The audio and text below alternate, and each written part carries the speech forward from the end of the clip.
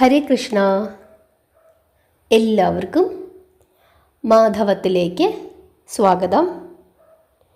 ഏകാദശി, ഇന്ദിര ഏകാദശി, ഏകാദശിയുടെ പാരണ സമയമാണ് ഇന്ന് പറയുന്നത്.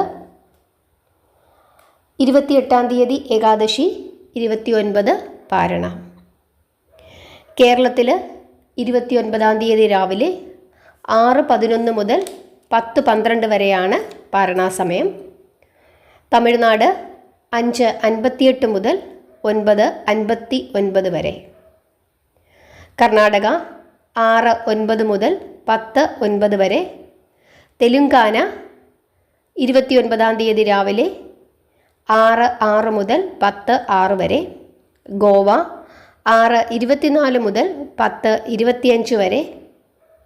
മഹാരാഷ്ട്ര 6:28 മുതൽ 10:28 വരെ. മധ്യപ്രദേശ് 6:11 മുതൽ 10:11 വരെ. ഗുജറാത്ത് 6:30 മുതൽ 10:30 വരെ.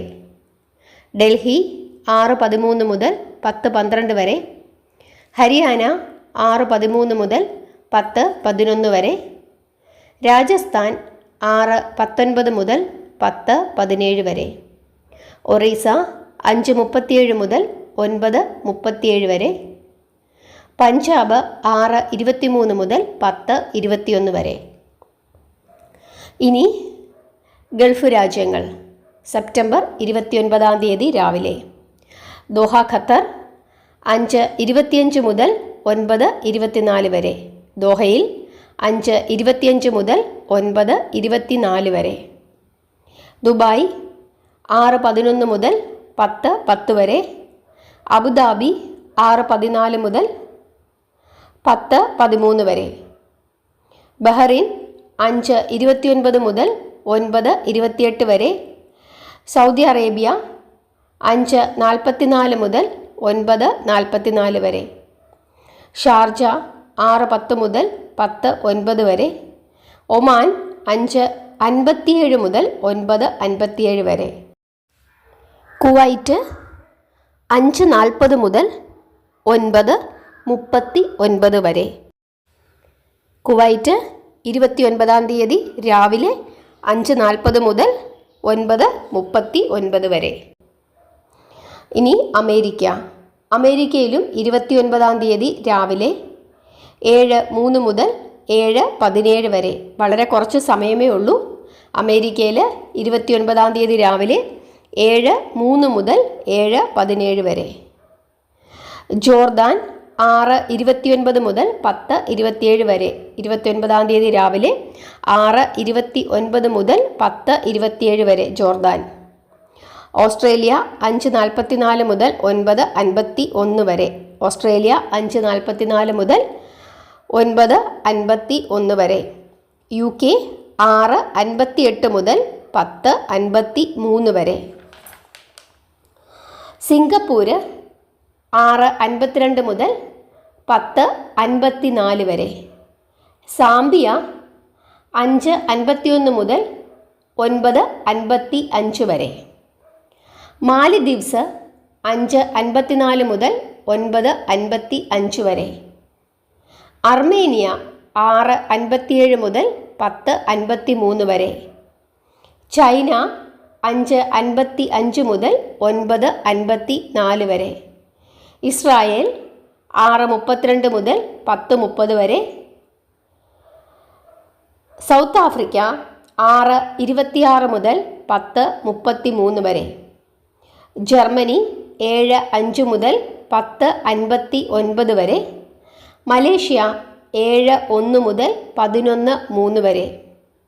ആൻഡമാൻ നിക്കോബാർ ഐലൻഡ്സ് 5:08 മുതൽ 9:09 വരെ. ജപ്പാൻ 29-ാം തീയതി രാവിലെ 5:34 മുതൽ 9:32 വരെ. ജപ്പാൻ 5:34 മുതൽ 9:32 വരെ. ഇനി ന്യൂസിലാൻഡിൽ നമുക്ക് 2 ദിവസം ഏകാദശിയായിട്ട് എടുക്കാം. 28-ാം തീയതിയാണ് ഏകാദശി എടുക്കുന്നതെങ്കിൽ 29-ാം തീയതി രാവിലെ 6:58 മുതൽ 9:27 വരെയുള്ള സമയത്ത് നമുക്ക് പാരണ വീടാം. 28-ാം തീയതി ഏകാദശി ന്യൂസിലാൻഡിൽ എടുക്കുകയാണെങ്കിൽ 29-ാം തീയതി രാവിലെ 6:58 മുതൽ 9:27 വരെയാണ് പാരണാ സമയം. അതല്ല 29-ാം തീയതി വൈഷ്ണവ ഏകാദശിയായിട്ടാണ് ന്യൂസിലാൻഡിലുള്ളവർ എടുക്കുന്നതെങ്കിൽ 30-ാം തീയതിയിലെ പാരണാ സമയം എന്ന് പറയുന്നത് രാവിലെ 6:56 മുതൽ 11:06 വരെയാണ്. ഇനി വാൻകോവർ, ബ്രിട്ടീഷ് കൊളംബിയ, അവിടെ 27-ാം തീയതിയാണ് ഏകാദശി. 28-ാം തീയതിയിലെ പാരണാ സമയം 8:49 മുതൽ 11:05 വരെ. വാൻകോവർ, ബ്രിട്ടീഷ് കൊളംബിയ, 28-ാം തീയതി രാവിലെ 8:49 മുതൽ 11:05 വരെ. ഇതാണ് പാരണാ സമയം. പാരണ വീടുന്നതൊക്കെ എങ്ങനെയാണെന്ന് എല്ലാവർക്കും അറിയാം. പ്രാർത്ഥിക്കുക, കുളിച്ച് നാമം ചൊല്ലി പ്രാർത്ഥിക്കുക, തെറ്റുകുറ്റങ്ങൾ പൊറുക്കണമേ എന്ന് ഭഗവാനോട് പ്രാർത്ഥിക്കുക, ഭഗവാന്റെ സ്നേഹത്തിന് വേണ്ടി അപേക്ഷിക്കുക, വിളക്ക് കത്തിക്കുക, നാമം ചൊല്ലുക. ആ സമയത്ത് പാരണാ സമയത്ത് തീർത്ഥം കുടിക്കുക. ഭഗവാന് എന്തെങ്കിലും നൈവേദ്യങ്ങൾ വെച്ചിട്ടുണ്ടെങ്കിൽ അത് ഭക്ഷിച്ച് നമ്മുടെ വ്രതം അവസാനിപ്പിക്കാം. പക്ഷേ എങ്കിൽ പോലും അന്നത്തെ ദിവസം പൂർണ്ണമായ ശുദ്ധാഹാരത്തിലിരിക്കുന്നത് വളരെ നല്ലതാണ്. ചോറൊക്കെ വേണമെങ്കിൽ കഴിക്കാം, അതിനൊന്നും ദോഷമില്ല. അരി ആഹാരങ്ങൾ കഴിക്കാം, അതിൽ പ്രശ്നമൊന്നുമില്ല. പക്ഷേ നോൺ വെജിറ്റേറിയൻ ഭക്ഷണങ്ങൾ ഒഴിവാക്കുകയാണെങ്കിൽ അത്രയും നല്ലത്. ഇനി ഹരിവാസര സമയം. ഹരിവാസര സമയം ഭഗവാൻ ശ്രീഹരി വിഷ്ണുവിൻ്റെ സാന്നിധ്യം ഭൂമിയിൽ കാണപ്പെടുന്ന സമയമാണെന്നാണ് വിശ്വസിക്കുന്നത്. ആ സമയത്തെ പ്രാർത്ഥനയ്ക്ക് വലിയ ഫലസിദ്ധിയാണെന്നാണ് പറയുന്നത്. അത് ഏകാദശി ദിവസം ഇത്തവണ പകൽ സമയമാണ്. ഏകദേശം 9 മണിയൊക്കെ ആകുമ്പോഴേക്കും തുടങ്ങും. അതിനുശേഷം രാത്രി ഒരു 8:54 ആകുമ്പോഴേക്കും അവസാനിക്കും. അതായത് പകൽ സമയവും സന്ധ്യാസമയവും. അപ്പോൾ രാവിലെ എല്ലാവരും പ്രാർത്ഥിക്കുക. ഇടസമയങ്ങളിലൊക്കെ ഭഗവാനെ പ്രാർത്ഥിച്ചുകൊണ്ടേയിരിക്കുക. സന്ധ്യാപ്രാർത്ഥനയ്ക്ക് കൂടുതൽ പ്രാധാന്യം കൊടുക്കുക.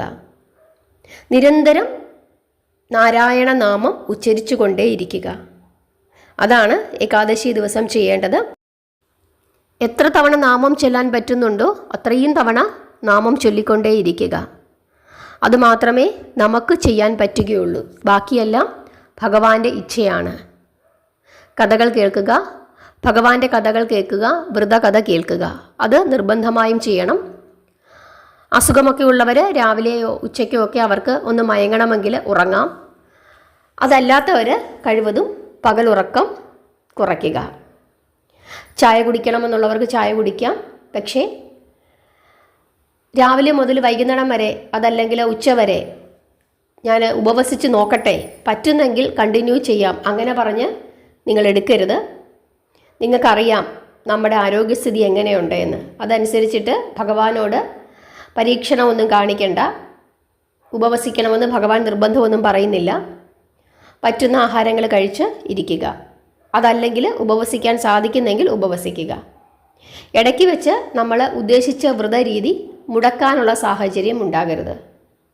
സന്തോഷത്തോടു കൂടി വേണം വ്രതമെടുക്കാൻ. ഒരിക്കലും വ്രതം ഒരു ബാധ്യതയായി മാറരുത്. നമ്മൾ പട്ടിണിയിരുന്ന് അതല്ലെങ്കിൽ എന്തെങ്കിലുമൊക്കെ നമുക്ക് നമ്മുടെ ശരീരത്തിന് പറ്റാത്ത കാര്യങ്ങളൊക്കെ ചെയ്തിട്ട് അവസാനം ഹോസ്പിറ്റലിലൊക്കെ ആയി പോകേണ്ട അവസ്ഥയൊന്നും വരരുത്. അങ്ങനെയൊക്കെ വന്നു കഴിഞ്ഞാൽ അതിൻ്റെ ദോഷം ഭഗവാനാണ്. നമ്മുടെ ഏറ്റവും പ്രിയപ്പെട്ട നമ്മുടെ ഭഗവാനെ ആരും കുറ്റം പറയരുത്. ആവശ്യമില്ലാതെ പോയി ഈ വേണ്ടാത്ത വ്രതങ്ങളൊക്കെ എടുത്തിട്ട് ദേ ഇപ്പോൾ ഹോസ്പിറ്റലിലായി. അവിടെ പഴി കേൾക്കുന്നത് നിങ്ങളല്ല, ഭഗവാനാണ്. അതുകൊണ്ട് ആ അവസ്ഥയൊന്നും വരുത്തരുത്. നമ്മളുടെ ആരോഗ്യസ്ഥിതിക്കനുസരിച്ച്, നമ്മുടെ സാഹചര്യങ്ങൾക്കനുസരിച്ച് നാമം ചൊല്ലി പറ്റുന്ന ആഹാരങ്ങളൊക്കെ കഴിച്ച്, പറ്റാത്ത ആഹാരങ്ങൾ ഒരു കാരണവശാലും ഉപയോഗിക്കരുത്. ഇപ്പോൾ പച്ചക്കറികൾ കഴിച്ച് നമുക്കിരിക്കാം. ചോറുണ്ണണമെന്ന് യാതൊരു നിർബന്ധവുമില്ല. നമ്മൾ തളർന്ന് താഴെ വീഴുകയൊന്നുമില്ല. ആ കാര്യങ്ങളൊക്കെ മനസ്സിലാക്കുക. നമ്മുടെ സെക്കൻഡ് ചാനലിൽ ധാരാളം ഏകാദശി വിഭവങ്ങൾ ഇട്ടിട്ടുണ്ട്. അതൊക്കെ കണ്ടിട്ട് അതനുസരിച്ചിട്ടുള്ള വിഭവങ്ങളൊക്കെ ഉണ്ടാക്കി നിങ്ങൾക്ക് കഴിക്കാവുന്നതാണ്. ശരീരത്തിന് നല്ല ആരോഗ്യവും കിട്ടും. എല്ലാവർക്കും എല്ലാ കാര്യങ്ങളും മനസ്സിലായെന്ന് വിചാരിക്കുന്നു. നിരന്തരം ഭഗവാനെ ഭജിച്ചുകൊണ്ടേയിരിക്കുക. ഹരേ കൃഷ്ണ.